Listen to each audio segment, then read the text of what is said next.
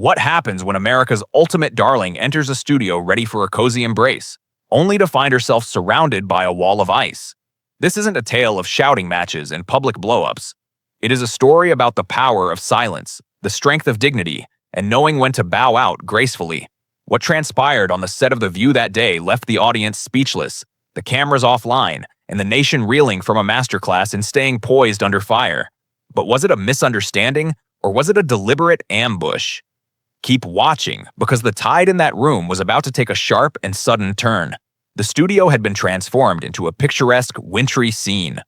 Golden lights illuminated the stage in a warm glow.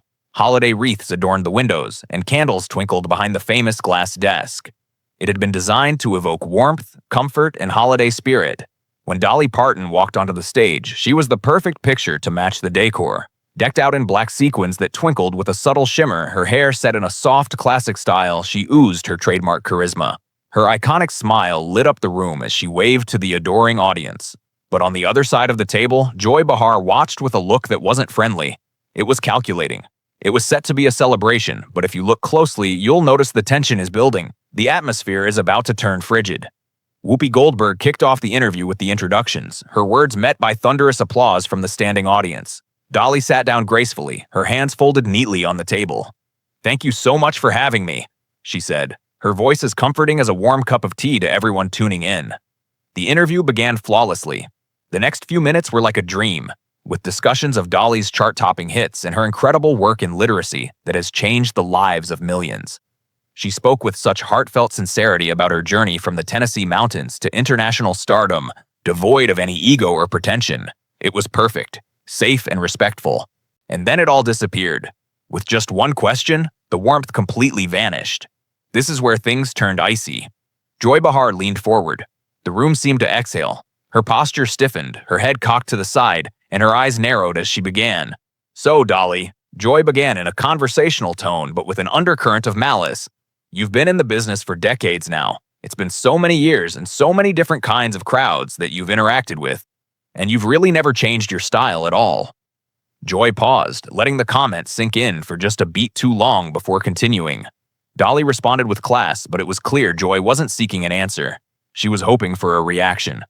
Dolly blinked, a small smile playing on her lips. "Well," she replied, "I've always believed that as long as you know who you are deep down, you don't need to go chasing every fad or trend that comes along." The audience murmured in agreement, but Joy wasn't satisfied and pushed her into more challenging territory, asking if there was something fake about that way of approaching fashion, calling her blonde hair and sequins outdated. A palpable tension settled over the room. Whoopi glanced over with palpable concern, while other co-hosts shuffled through their notes as if they already felt the train barreling off the tracks. Is it possible to be too feminine to be taken seriously? That was the question hanging in the air, and the next sentence to come out of Dolly's mouth would forever alter the flow of the show. Dolly never flinched. She never bristled or let her energy drop. Instead, she met Joy's accusation with a quiet, resolute strength. "Well," Dolly said softly, "I've always thought femininity was something that you didn't need to be embarrassed about or apologetic about, and I believe it is a form of strength."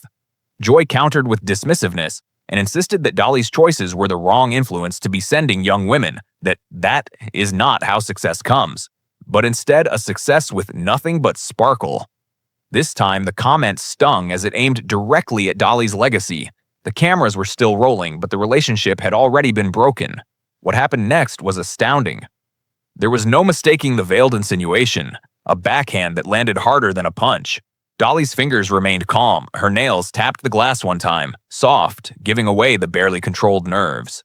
"I think young women are smart enough to know what gives them strength," she declared in her steady, unwavering voice. "And I trust young women more than I trust people using labels to define them." The crowd roared, but a glimpse at the table tells you everything you need to know. The warmth had vanished completely, and we were seconds from detonation. Leaning back, Joy crossed her arms, a stance of defiance as she clearly was not done. "I'm just saying," Joy added, her voice now sharp as attack, "you have built a brand, and some brands cover up the actual substance beneath the packaging." And there it was. It was no longer about the style of dressing, but about the soul of the woman in it. Dolly realized this wasn't an interview anymore. It was a targeted interrogation. She stared straight into Joy's eyes, and for a second, the entire studio seemed to hold its breath. It was Dolly's master class on setting a boundary. "Well," Dolly stated, her voice a gentle hammer of steel, "I believe substance speaks for itself without anyone's approval." The energy in the room completely shifted. Joy smiled a cruel, pleased smile, like a predator finally drawing blood.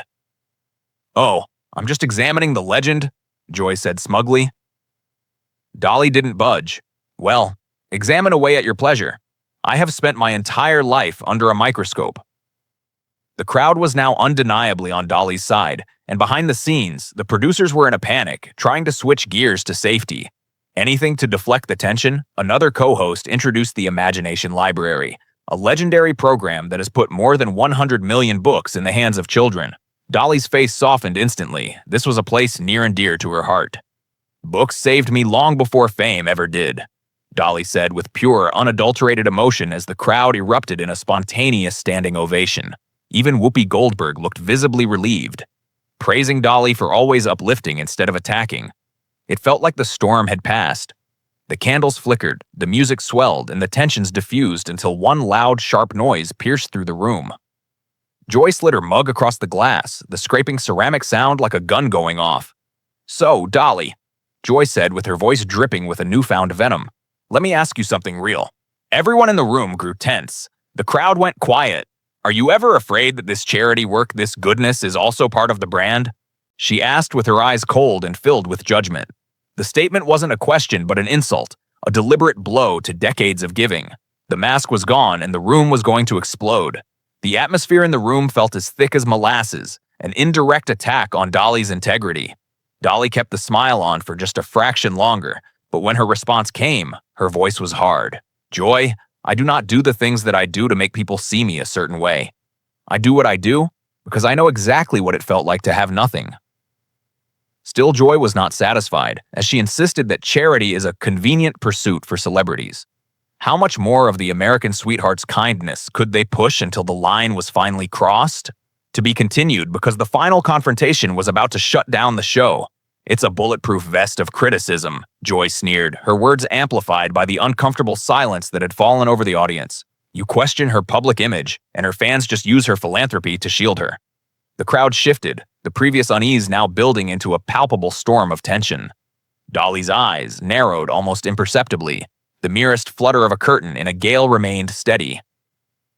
"If me helping people has any positive effect on my image, then I suppose that's just a nice bonus," Dolly stated.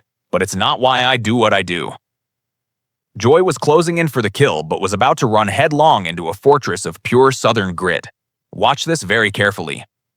"Come on, let's be real," Joy pressed, her voice now sharpening into a scalpel. "This whole sweet Dolly act, it's an invention, right? Every bit of it is calculated." Whoopi Goldberg drew in a sharp breath, seeming to ready herself to intercede, but stayed her tongue. "Sometimes you just need to let people reveal themselves completely." Dolly simply gave Joy a slow, considered nod, the kind you give when you've already decided not to make a fool out of someone in public. The studio held its breath. Here is where Dolly changed everything. "Honey," Dolly said calmly, "everybody performing in public is performing to some extent. That includes you too." A few tentative giggles rippled through the crowd. She hadn't attacked but spoken a soft, indisputable truth. Joy's eyes glazed over with sheer animosity. "No, that is honest conversation. That is you, acting the part of the little country doll with all your fluttery eyelashes so that you appear like a saint to everybody." The insults had escalated to a level that most would have buckled under. Dolly's composure, however, remained intact, and the fragile bridge of her patience was about to crumble. "Joy, I've been called many names in my life." Dolly's voice dropped, losing none of its strength, but gaining a dangerous edge. "Doll is not one of them. To hell with you." When Joy attempted to accuse her of evading the question, Dolly responded with a searing remark that pierced the manufactured atmosphere. "I am directly addressing the question, maybe not in the way you wanted." Her co-hosts fidgeted in their seats, their gazes now glued to the spectacle unfolding beside them as they desperately searched for an escape route. Sensing blood in the water, Joy launched a full-scale assault on Dolly's very existence.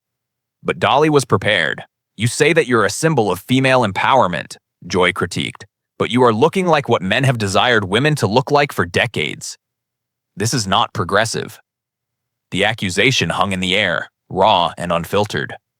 Dolly blinked slowly, her voice taking on a different tone but retaining its sweetness. Joy, I did not make myself to be what men wanted me to be.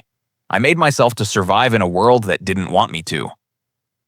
It was a poignant, heartfelt moment that transcended the glamour of the production.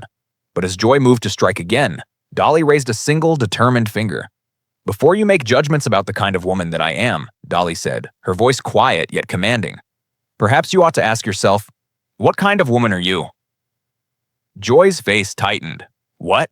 Dolly's smile returned, devoid of its warmth now, in full control of the conversation. "Do you see a woman who has chosen to live her life? Or do you only see a woman that you have been taught to despise and to belittle?" The room fell silent, the tension palpable. It wasn't just an insult, it was a reflection. And Joy Behar clearly didn't like what she saw. Joy attempted a shaky laugh, but it came out as a hollow, forced sound. "Oh, please, I'm just tired of women dressed up as women." The gasp from the audience was deafening. The studio, once festive, now felt like a battleground. Dolly looked toward the camera and then back at Joy, her gaze a rare display of her internal struggle to maintain her trademark composure. "Joy," Dolly said, her voice firm, "I have never asked you to like my hair or approve of my clothing. The moment for a final, devastating blow was at hand. You won't believe how this legendary showdown ended. And I've never once asked you to accept or understand my life," Dolly declared with a queen's authority, silencing the room.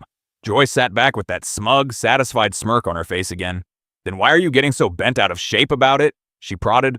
The following silence was the longest in history, long enough for everyone in the studio to hold their breath and swallow. Dolly decided she was finished playing the game. Everything she said next completely changed the vibe and killed the entire ambiance of the show. "Because you're not discussing my life honestly," Dolly said, her tone clear and cutting through the tension. "You're making fun of my life and mocking it so that you can feel like you've achieved something greater. Your humiliation, Dolly Parton." Joy's face immediately flushed bright red. "That's a complete fabrication," she stammered, but Dolly was just getting started. Her voice stayed quiet but packed an unbelievable amount of power. "Is it? Or is that just what bullies tell themselves when they get called out on their bullying?" The word bully hit the studio like a bolt of lightning. You could practically see the shock on the other hosts' faces. Dolly had officially drawn a line. Joy's body language stiffened, her voice becoming sharp and deadly. "You do not dare call me a bully," she hissed through gritted teeth. "I am simply asking genuine questions." Dolly met her with precise accuracy. "Genuinely asking questions is designed to make people more comfortable," Dolly replied. "Asking me questions is designed to hurt me, to humiliate me." Joy's smile disappeared completely. You could tell the gears were already spinning. She wanted the viral clip so bad, and she wanted to be the host who finally broke Dolly Parton. Joy leaned in to deliver one final aggressive blow, unaware of what she was about to receive from a version of Dolly that the world seldom sees. "Let's get to the bottom of it," Joy spit. "You're not really the saintly, devoted country singer everyone thinks you are. You're a damn clever businesswoman who has successfully sold millions of a certain image of yourself, and she's done such a great job of it that people have forgotten about what she really is." The studio became incredibly quiet, and an air of shock fell over the audience as they knew this was a line that Dolly couldn't cross, and yet Joy had already broken it. Dolly didn't even flinch, but she unclasped her hands slowly and lowered her shoulders. When Dolly finally responded, she had never been calmer, and that was the most terrifying thing about her. "Joy," Dolly said softly with absolute authority, "you talk about me like you really know me." Joy's eyes narrowed into slits. "I know what you allow the world to see," Joy countered, and Dolly simply nodded. "You keep pushing and prodding, and you're hoping I'll finally break so you have all the validation in the world, and that is exactly what this is about." Dolly interrupted, leaning forward and closing the space between them. "No, honey, this is exactly about this." America's sweetheart wasn't sweet anymore, and Joy realized that she had pushed Dolly too far, and a sense of dread washed over her. Joy opened her mouth to retort, but Dolly beat her to the punch and calmly, sternly said, "One more question like that and we will be having a completely different conversation."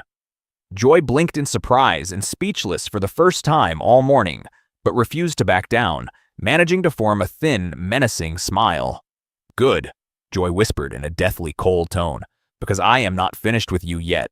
Behind the scenes, the producers were frantic and clawing at their headsets. This was not an interview. It was an outright collision, and the bomb had yet to explode.